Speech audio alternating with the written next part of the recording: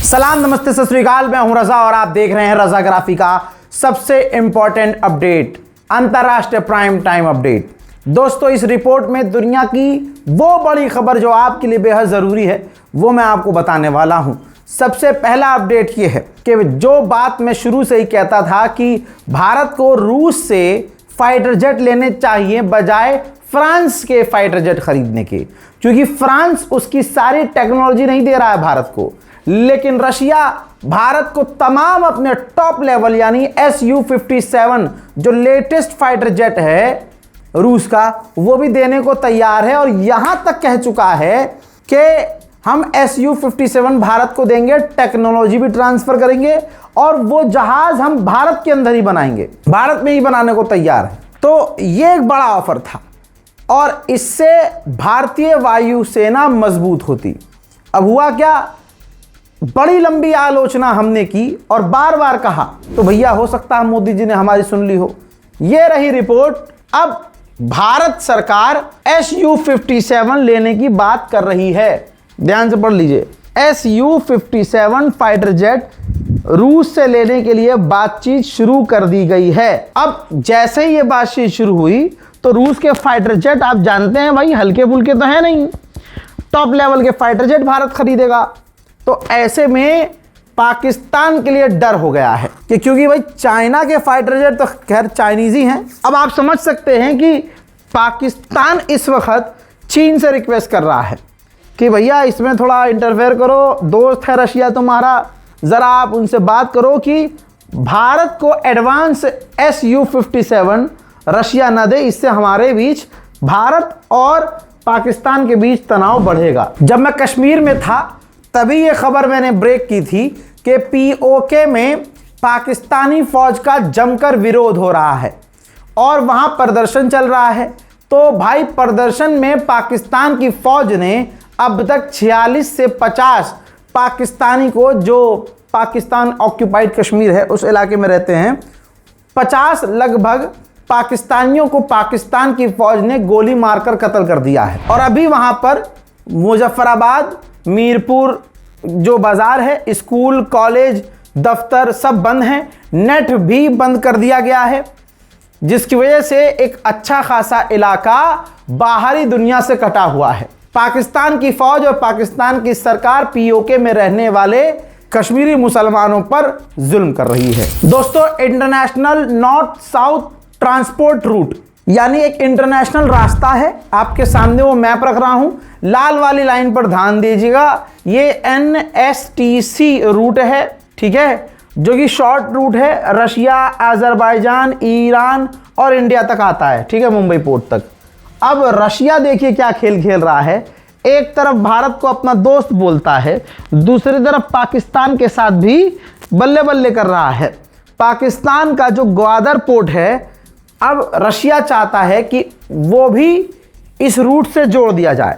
हालांकि भारत ये काम नहीं चाहता है, लेकिन रशिया पाकिस्तान का पूरा इसमें साथ दे रहा है। अगर ऐसा होता है तो समझ लीजिए कि एक स्टेशन पाकिस्तान का भी उस रूट का हो जाएगा। जो भी ट्रेन आएंगी जाएंगी सामान लेकर, वो पाकिस्तान के पोर्ट तक भी पहुंचेंगी, तो पाकिस्तान की फ्री में बल्ले बल्ले होगी। पाकिस्तान को चाइना ने एक नई सबमरीन भेजी है, ये देखिए बनाकर, जिसकी तस्वीर है। अब आप कहेंगे रजा भाई, जब ये सबमरीन है जिसकी स्पेशलिटी ये होती है कि वो पानी के अंदर चलती है, तो ये पानी के ऊपर से क्यों जा रही है दुनिया को दिखाती हुई? यही तो स्ट्रेटेजी है।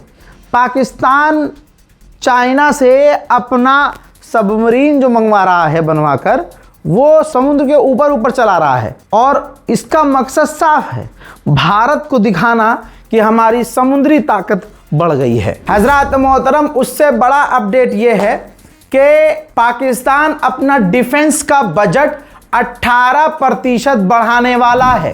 पाकिस्तान और चाइना के लिए झटका भारत की तरफ से भी है। जब मैं कश्मीर में था तभी ये चीज़ में देख आया था, जोजिला टनल जो पिछले कई सालों से बन रहा था, जो सुरंग है भारत की सबसे लंबी सुरंग, भारत ने बनाकर तैयार कर दी है। सीधा सीधा चीन की छाती तक भारत की पहुंच हो चुकी है। हिमालय में धमाका करके 2 सुरंगों को मिला दिया है भारत ने। अब इससे क्या होगा, तो LAC तक भारत की पहुंच तेजी से होगी। 9 जून को रणनीतिक तौर से इसका उद्घाटन कर दिया गया है। दोस्तों, हिमालय के पहाड़ की चट्टानों के आखिरी हिस्सों को ब्लास्ट करके इसके दोनों सिरों को आपस में जोड़ दिया गया है, जिससे लद्दाख और कश्मीर के बीच हर मौसम में तेजी और कनेक्टिविटी का रास्ता साफ हो गया है। इसके साथ ही टनल बनाने का काम भी पूरा हो गया है, जो अक्टूबर 2020 में शुरू हुआ था। चीन के साथ लाइन ऑफ एक्चुअल कंट्रोल सीमा पर अक्सर तनाव के बीच इस सुरंग को भारत के इंफ्रास्ट्रक्चर के इतिहास में एक ऐतिहासिक उपलब्धि माना जा रहा है, क्योंकि अब अगर चाइना कोई तेजी और फुर्ती दिखाएगा भारत के खिलाफ, तो भारतीय फौज को लंबा समय बॉर्डर तक पहुंचने में नहीं लगेगा। देश का हाल क्या है, कैसा है, किसी से छुपा नहीं है। जिसके पास ससुराल नौकरी है उसकी सैलरी कम है, और जिनके पास नहीं है उनकी जिंदगी वैसे ही झंड है। करें तो करें क्या। अच्छी नौकरी करने वाले जितना भी कमा रहे हैं, महंगाई की वजह से भैया कम पड़ रही है तनख्वाह, घर चलाना मुश्किल हो रहा है। ऐसे में लोग दूसरा भी काम तलाशते हैं, यार कोई और काम मिल जाए, कोई और तरीका मिल जाए, ज्यादा पैसा कमा लें, थोड़ा यार साइड से कुछ कमा लें, खर्चा पानी तो निकल जाए। लोग अक्सर मुझसे ऐसे पूछते थे, भाई कोई तरीका है। अब भाई कोई जेन्युइन तरीका हो तब बताऊं ना।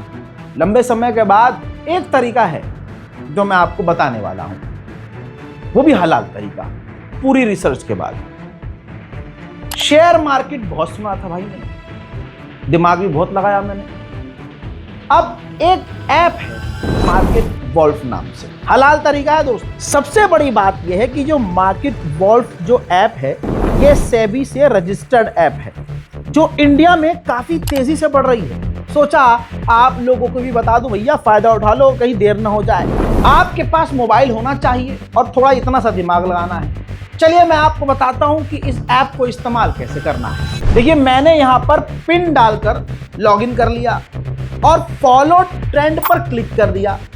ये आपको प्रॉफिटेबल ट्रेंड दिखाएगा जो बाजार में चल रहा है, और आप एक क्लिक में फॉलो कर सकते हैं। अब जो दूसरी एप्स हैं वो कहती हैं भैया आप इतना इन्वेस्ट करो, इतना इन्वेस्ट करो, इतना करो, ज्यादा करो, है ना। यहां पर मजेदारी की बात ये, कम से कम अमाउंट आप इन्वेस्ट करके काम शुरू कर सकते हैं, ट्रेडिंग शुरू कर सकते हैं। अब जो लोगों को टेंशन होती है, यार नुकसान हो गया तो क्या करेंगे हम, पूरे देश का नुकसान है भाई, उधर भी ध्यान दे लो। यहां 1500 में इतना सोच रहे हो, लेकिन इसमें मैं तरीका बताता हूं। इस ऐप की एक और खासियत फीचर ये है कि एक लेवल पर जब आपका लॉस अगर होने लगा तो भाई अपने आप आसान जबान में कट लग जाएगा, फौरन स्टॉप हो जाएगा। जब आपके लॉस के लिमिट पर कट लगेगा तो इसका मतलब यह है नुकसान नहीं आपका, तो फायदा ही फायदा है। यानी ससुरा नुकसान होना नहीं है और फायदा होगा तो मजे ही मजे। अब इससे बड़ी बात यह कि मार्केट वॉल्फ का जो ब्रोकरेज है वो तमाम मार्केट से सबसे कम है। प्रॉफिट ट्रेंड के हिसाब से मूव कर रहा था। मैंने स्टॉप ट्रेड क्लिक कर दिया और बस 1306 का प्रॉफिट बुक हो गया इतने कम वक्त में। इस पूरी फैसिलिटी को आप 99 रुपीज में लाइफ टाइम के लिए यूज कर सकते हैं।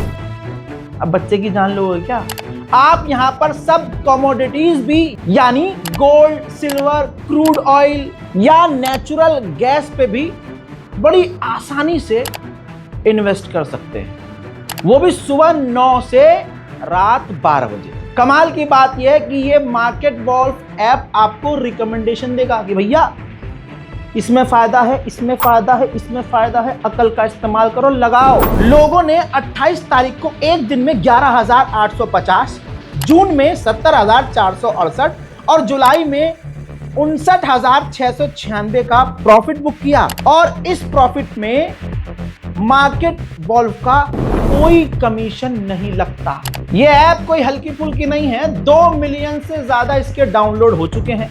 लोग धड़ल्ले से इस्तेमाल कर रहे हैं। तो भैया पीछे मत रहो, जिंदगी में कभी तो आगे बढ़ो। जल्दी जाओ, डाउनलोड करो। इस ऐप का लिंक और डिटेल मैं कमेंट सेक्शन में भी पिन कर रहा हूं। जाइए, क्लिक कीजिए, डाउनलोड कीजिए और शुरू हो जाइए। दोस्तों, गुलाम को गुलाम कह दो तो बुरा लगता है। सिर्फ मीम के थ्रू हमारे लेजर, आंखों से लेजर मारने वाला विदेश मंत्री जो चाइना के लिए यूं कह देता है, उसका बयान आपने सुना होगा जयशंकर का, कि are you mad, do you thinks कि हम वो बिगर इकोनॉमी है, अपन छोटा इकोनॉमी है, आर यू मैड, हम उससे जाएंगे लड़ने। ये इस तरह के ANI का पॉडकास्ट में, जी हाँ, अपनी खुद ही धोती खोली थी जयशंकर साहब ने, मोदी सरकार की औकात बता दी थी।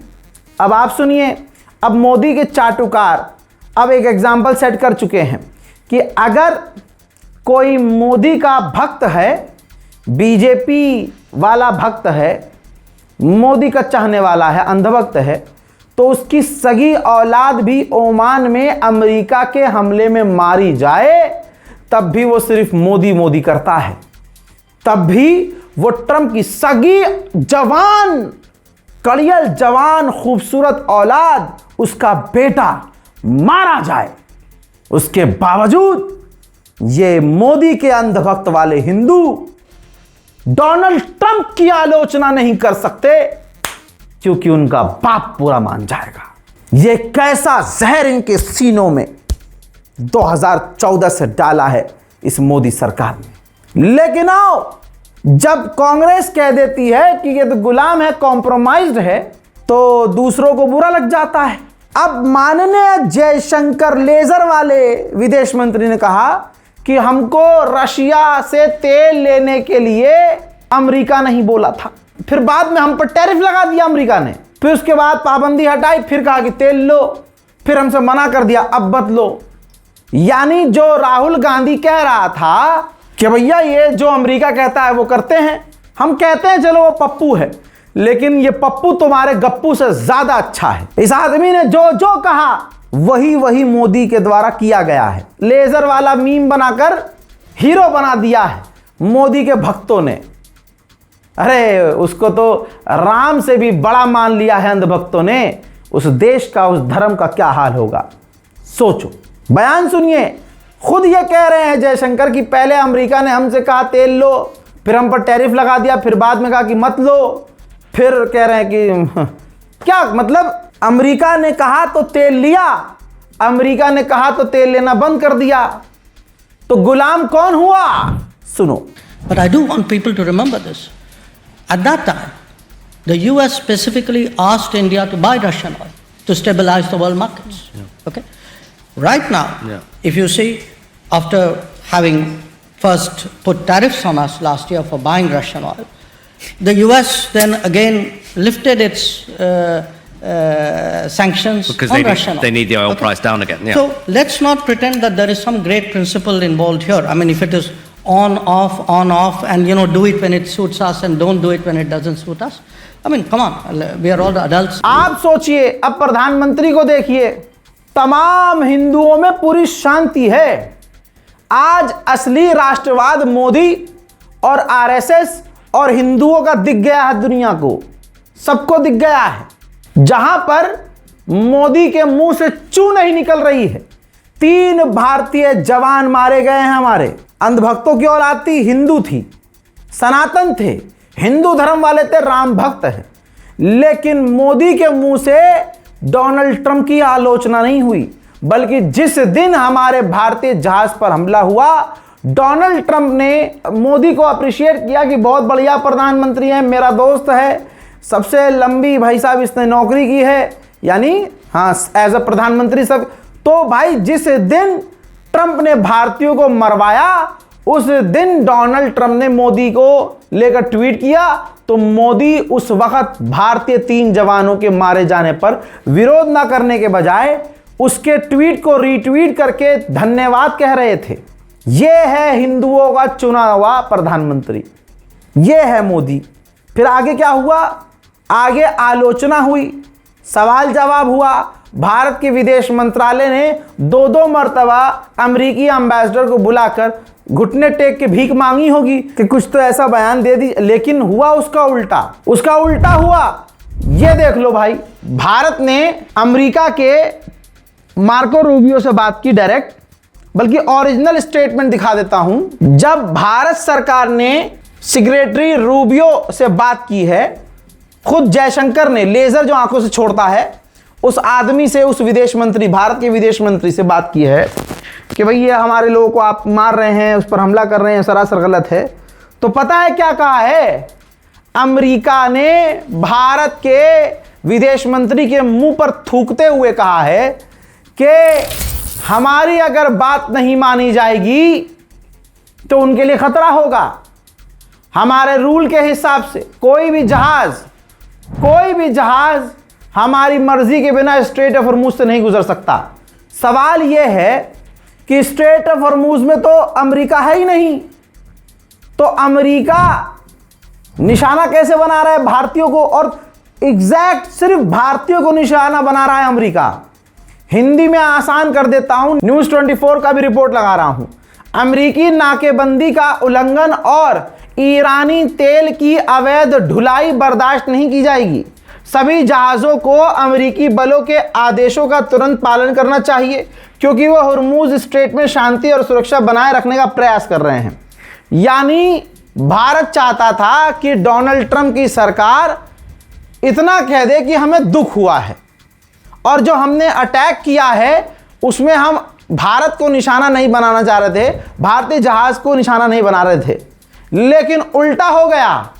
अमेरिका के विदेश मंत्रालय के द्वारा और अमेरिका के सेक्रेटरी, ट्रंप के सेक्रेटरी ने साफ साफ कह दिया कि जी मारा है, नहीं मानोगे तो मारे जाओगे। अब बताइए, घुसकर मारेंगे से मोदी का सफर, घुसकर मारेंगे से घुसकर पिटेंगे हम, यहां तक का सफर है। ओमान में दनादन, और मैं आपको रिपोर्ट, जो रहते हैं हमारे भारतीय, जो सेलर्स हैं, जो मछुआरे हैं, जो समुद्र में काम करते हैं, जो बेचारे लड़ाई दंगे फसाद जंग से दूर रहते हैं, वो खुद बता रहे हैं कि आज हालत ऐसी हो गई है कि मोदी कहते थे कि डंका बज रहा है, ऐसा बज रहा है कि हर जगह भारतीय बजाए जा रहे हैं। ओमान से लेकर हर जगह सिर्फ भारतीयों के जहाजों पर अमेरिका हमला कर रहा है। 3 भारतीयों के मारे जाने पर मोदी के मुंह से मुंह भी नहीं निकला, लेकिन ईरान ने विरोध किया कि भारतीयों को कत्ल करना, मासूमों को कत्ल करना सरासर गलत है, बर्दाश्त नहीं किया जाएगा। और मोदी जो शुरू से ईरान के खिलाफ रहकर दिखाने की कोशिश कर रहा है, जो फादरलैंड बोल आया है, वो कैसे आलोचना कर सकता है अमेरिका की। इसी वजह से तो कांग्रेस कहती है कॉम्प्रोमाइज प्रधानमंत्री, अब वो साबित होता हुआ नजर आ रहा है। और आप देखिएगा, भारत के इस प्रधानमंत्री और इस तुम लोगों की अंधभक्ति की वजह से, कुछ लोगों की अंधभक्ति की वजह से पूरा भारत भुगतेगा और भुगत रहा है। मैं भारतीय हिंदुओं को दिखा रहा हूं जो समुद्र में है, वो ये कह रहे हैं कि खास करके भारतीयों को ही समुद्र में निशाना बनाया जा रहा है। ऐसा क्यों, और अमेरिका बना रहा है? सुनिए भाई, अभी क्या है, हम लोग ईरान में ही है, माहौल इतना खराब है, सिर्फ इंडियन शिपों पे अटैक हो रहा है। क्यों भाई, आप एक दूसरे का लड़ाई हमको बीच में क्यों ला रहे हो? हम कोई मिलिट्री आर्मी थोड़ी ना है कि हमको ट्रेनिंग मिला लड़ने के लिए। हम सीफेरर हैं यार, देश की इकोनॉमी बढ़ा रहे, बिजनेस को बिजनेस बढ़ावा दे रहे, ऑयल ला रहे, तो हमारे ऊपर अटैक क्यों कर रहे हो आप लोग? क्या गलती है हमारा भाई? हम मिलिट्री नहीं, हम सीफेरर हैं, कॉन्ट्रैक्ट बेस पे जहाज पे आते हैं काम करने के लिए, और तुम हमको टारगेट कर रहे हो, मार रहे हो। क्या हम लोगों की क्या गलती है? इंडियन सीफेरर 13 लाख है और अटैक अभी कंटिन्यू हो रहा है। अभी कल एक शिप पे अटैक हुआ, उस शिप पे मैंने काम किया था भाई, मैंने कैप्टन साहब से बात किया, बोला उन्होंने वार्निंग दिया और डायरेक्ट मिसाइल डाल दिया ओमान में। तो उनकी क्या गलती थी और वो सीफेरर की क्या गलती थी? हम लोग को क्यों बीच में घसीट रहे हो भाई? वीडियो वायरल करो भाई, क्योंकि ये पहुंचना चाहिए, सब सीफेरर लोग ये वीडियो वायरल करो ताकि ये में इतना बोलना चाहेंगे। हम 13 लाख सीफेरर्स हैं, हमें किसी की जरूरत नहीं है, हम सिर्फ एक दूसरे की आवाज उठा सकते हैं, उसके लिए हम लोग पर्याप्त हैं, काफी हैं, ठीक है ना। सो लास्ट में सिर्फ सवाल इतना है कि सिर्फ इंडियन सीफेरर्स क्यों, सिर्फ और सिर्फ इंडियन सीफेरर्स नहीं, कोई और क्यों नहीं, सिर्फ और सिर्फ इंडियन सीफेरर्स को क्यों अटैक किया जा रहा है, क्यों टारगेट किया जा रहा है? अभी आप लोग सोचेगा। और हम कल तक जो मोदी का समर्थन करता था, राइट विंग वाले उसको जनरल मेयर अपना सर पे बिठा के रखते थे, उसकी गुलामी कर, क्योंकि भाई वो ऐसे बयान देता था। आज वही जनरल कमांडर, रिटायर्ड ऑफिसर साफ साफ कह रहे हैं कि हमारे भारतीय मारे जा रहे हैं, अमेरिका मार रहा है, मुंह में दांत है हमारे, दांत पर अमेरिका लात मार दे रहा है और तुम कुछ नहीं कर पा रहे हो। आज यही हिंदूवादी संगठन जो कल तक इसके साथ थे, अभी से गाली बकेंगे। क्यों? यहां कोई धर्म वरम मामला नहीं है। राम के नाम पर, प्रभु श्री राम के नाम पर, शिव जी के नाम पर, हनुमान के नाम पर किया क्या मोदी ने? संगठन बनवाए, संगठन को ताकत दी और उन्होंने राम जी के नाम पर, हिंदुत्व के नाम पर सिर्फ मोदी को सपोर्ट किया और मोदी का विरोध करने वालों को आतंकवादी साबित किया। अब सुनिए जनरल को। 3 लोग मर जाएंगे, गरीब घर के हैं बेचारे, पैसे कमाने गए थे अपनी फैमिली के लिए, वो मर गए तो मर गए, इंडिया चुपचाप सह लेगा, उसको क्या फिक्र? कोई किसी टॉप लीडर या ब्यूरोक्रेट का बेटा थोड़ी ना मरा है, क्या फर्क पड़ता है? अभी कल जाके हगिंग और गले मिलना शुरू हो जाएगा। 1-2 दिन दीजिए। आप तो ये सोच के बैठे हैं ना, आपको दर्द नहीं हो रहा क्योंकि आपका कोई रिश्तेदार नहीं गया, आपको दर्द नहीं हो रहा क्योंकि आपका रिश्तेदार नहीं गया। इवन 1 इंडियन लाइफ मिस्टर मकड़े मैटर्स, हमें दर्द होता है। सोचिए, अभी तक मोदी के मुंह से ट्रंप की आलोचना नहीं हुई है और यह आदमी दुनिया को ज्ञान देता है राष्ट्रवाद की, देशभक्ति की।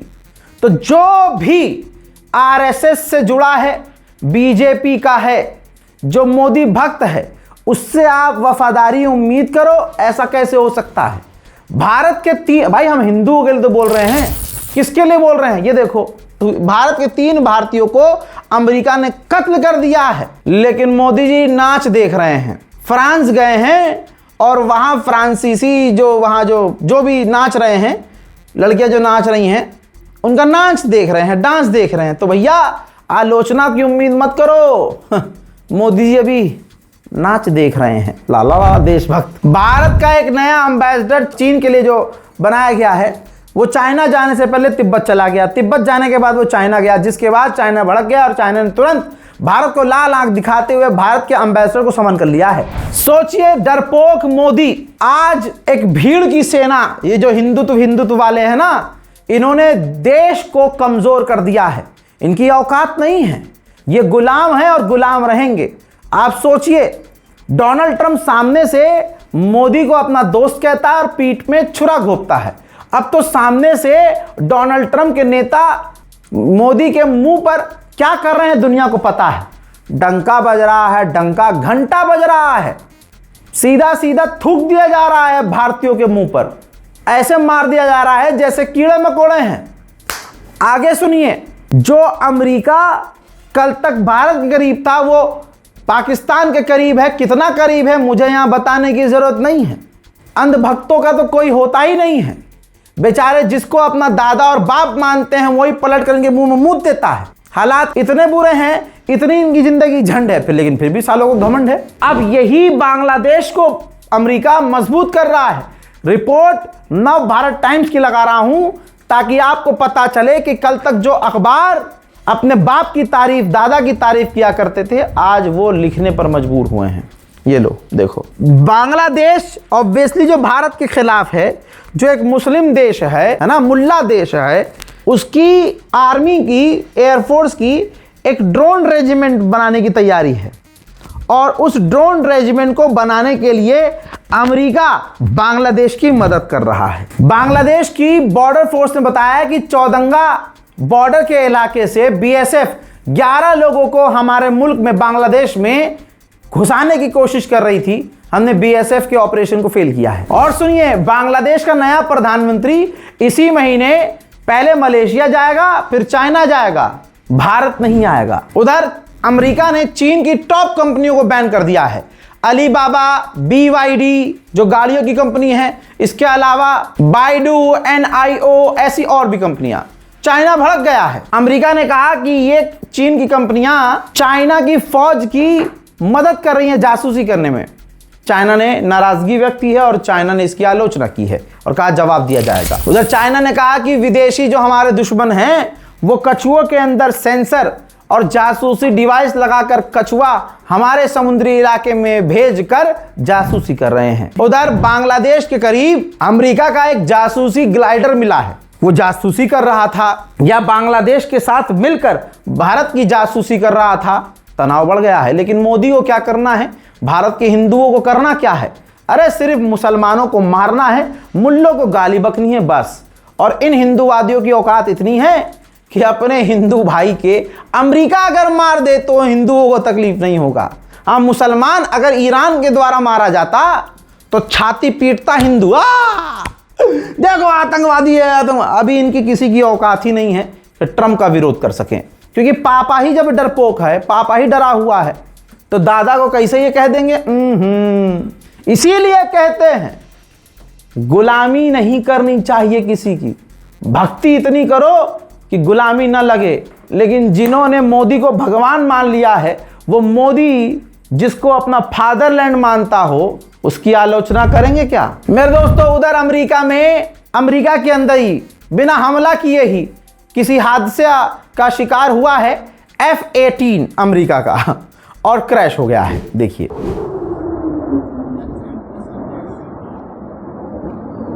Oh, did he crash? There's a fire.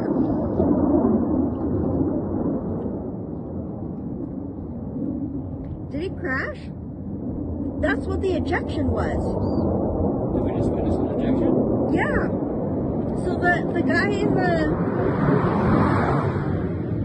he was spinning, and then I saw a thing. Yeah, and I saw the parachute, and I was like, oh, that's dangerous. He flew close to a parachuter.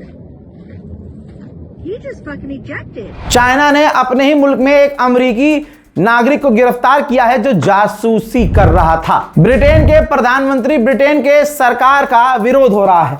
Britain के प्रधानमंत्री और उनके Britain के defence minister और तमाम cabinet से मांग की जा रही है कि विरोध हो रहा है आपको, भैया आप देश नहीं चला पा रहे हो, आप रिजाइन दे दो। आप यकीन नहीं करेंगे, डिफेंस मिनिस्टर इतना खुददार निकला ब्रिटेन का कि उसने रिजाइन दे दिया।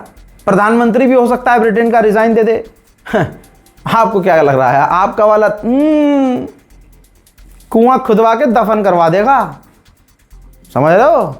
और मुझे एक डर और है, जिस तरह से अमेरिका ने हमारे भारतीय 3 लड़कों को कत्ल कर दिया है, हिंदुओं को ही, जिससे देखिए बोल नहीं रहा है हिंदू, विरोध नहीं कर पा रहा है मोदी का, लेकिन समझ तो अंदर अंदर सब रहे हैं, घुट तो सभी रहे हैं।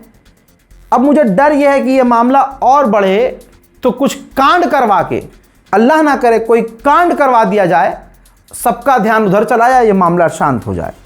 और वो कांड कुछ भी हो सकता है, कांड वो कुछ भी हो सकता है।